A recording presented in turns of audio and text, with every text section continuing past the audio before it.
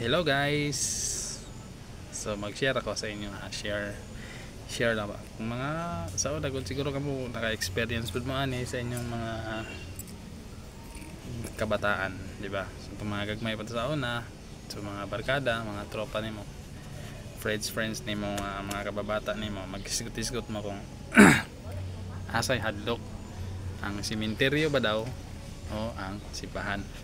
So kanang ging duha sa una pero bigod na kuan may hadlok kani simenteryo lagi mas hadlok yung simbahan. So kay katong uban ako mga barkada may sila mas hadlok daw ang simenteryo kay dito man daw ilubong ang patay, daghan naman daw dito mga patay lawas, mas hadlok daw to.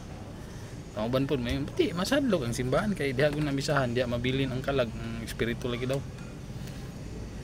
So adyo makatubag ato kasa jud hadlok kay talawan gid ba pud ta bisag asa nang daw mahadlok.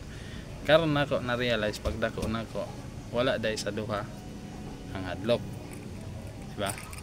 Wala dai sa simbahan, wala pod sa sementeryo.